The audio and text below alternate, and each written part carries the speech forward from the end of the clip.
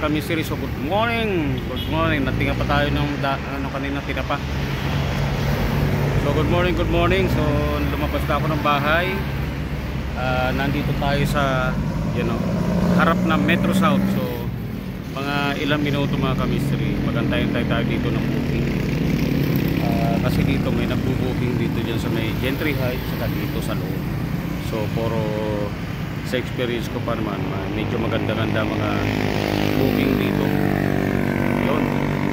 Alright, so abang-abang tayo ng first blood natin ngayong Monday.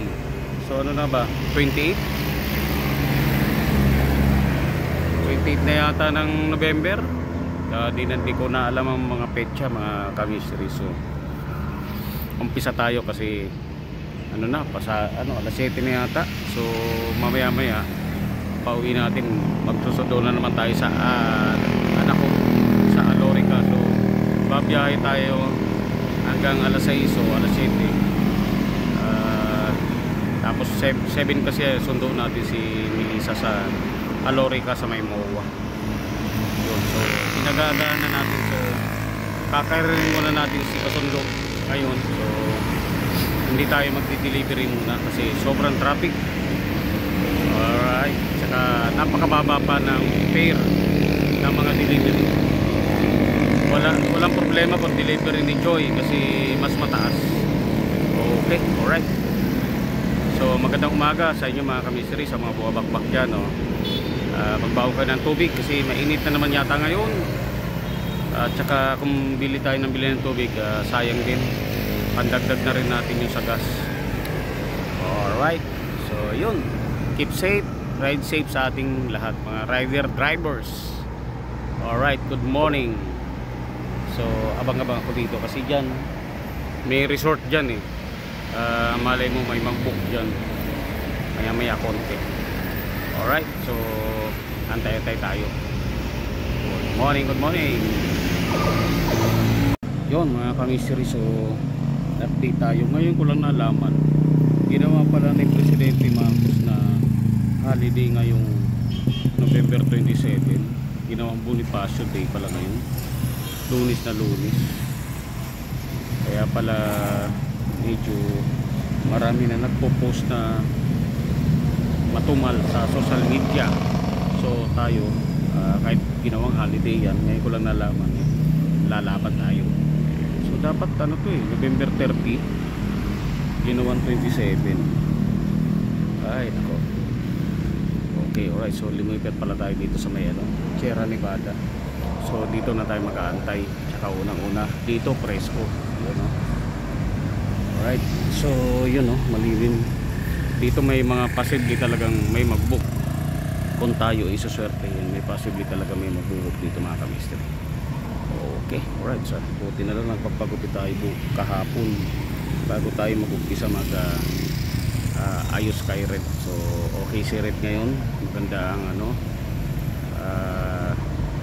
maganda ang acceleration niya, malakas na naman uli ang hatak niya. Sana lumapat na maigi yung kanyang brake shoe.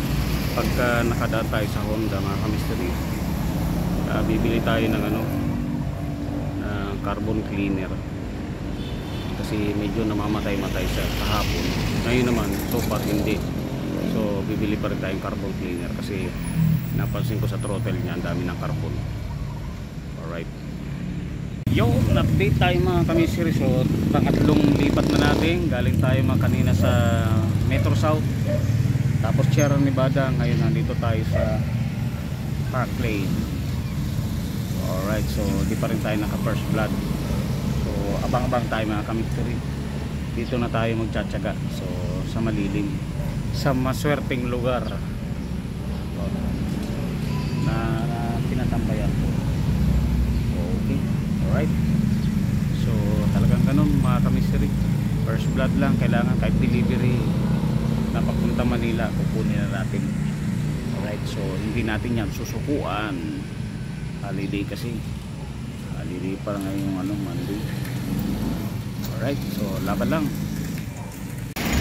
Yon mga kamisteri, so good morning. Wala pa rin tayo nakukuha ang first blood.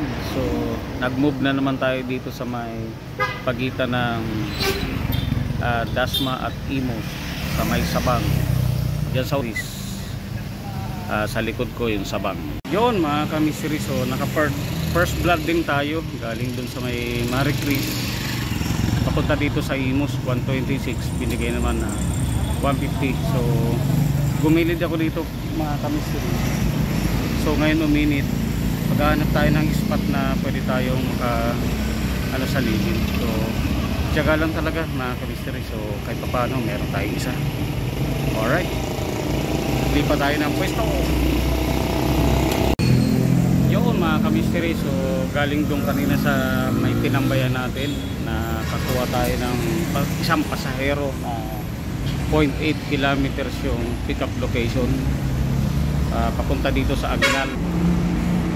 Papunta rito sa Aguinaldo, yeah, may Chowking. So ang 69 pesos pinatos na natin. Ang binigay naman 70. Napakaraming dala, napakabigat na bag, na malaking bag ang dala-dala, saka meron pang hand carry. Alright, so talo pa natin ng delivery. May delivery na, may pasahero pa. Yan ang si Joyride. Alright, so ang iba nagbubook talaga, siyempre may dala-dala mga bagahe. Alright, so kahit pa paano 220 na tayo. So holiday, ganun talaga, holiday din ng mga pasahero. So dito na tayo mag-aabang-abang sa tabi nitong parang Aguila Glass. Yun, alright, dito tayo sa Malilim. Diyan kasi yan ang katabi nitong McDonald. So may possibly baka may mag-book din dyan.